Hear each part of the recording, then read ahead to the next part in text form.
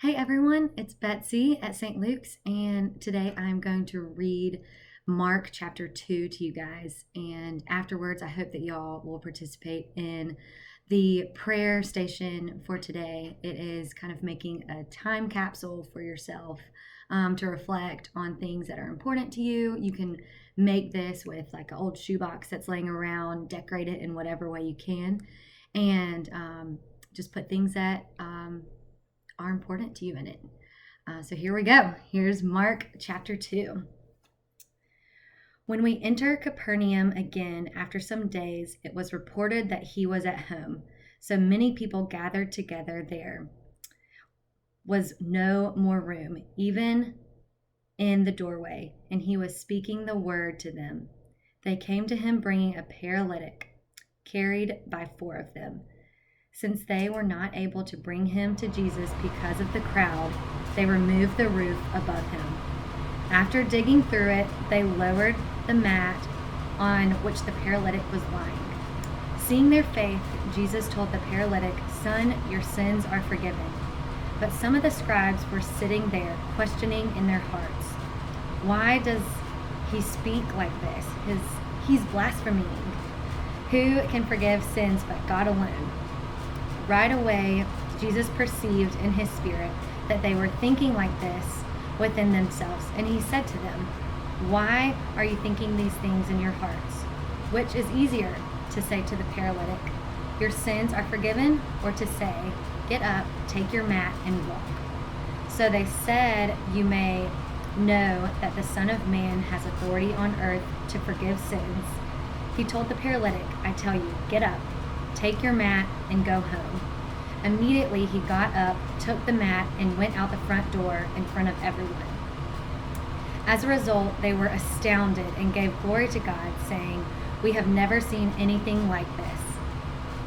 Jesus went out again beside the sea. The whole crowd was coming to him, and he was teaching them. Then, passing by, he saw Levi, the son of Alphaeus, sitting at the toll booth, and he said to him, "Follow me."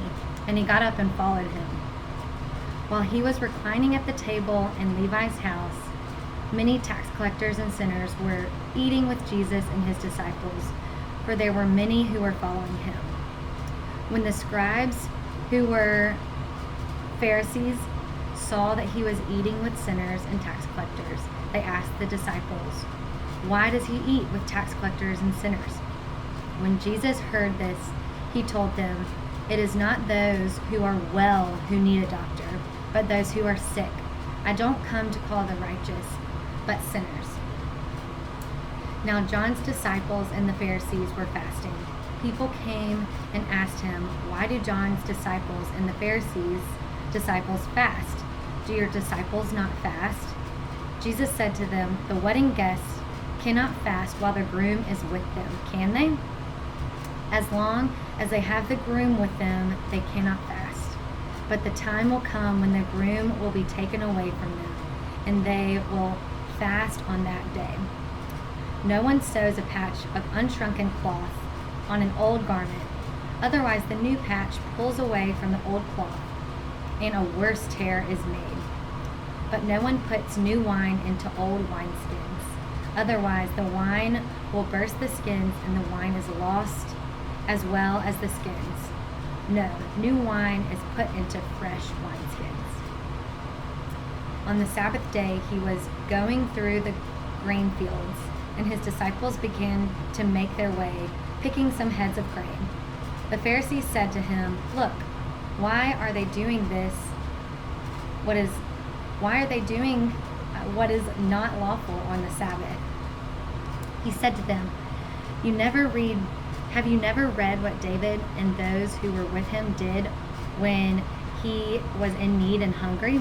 How he entered the house of God in a time of Abiathar, the high priest, and ate the bread of the presence, which is not lawful for anyone to eat except the priest, and also gave some to his companions.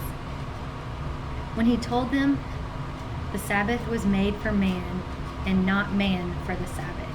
So then the Son of Man is Lord even of the Sabbath. Thank you for tuning in.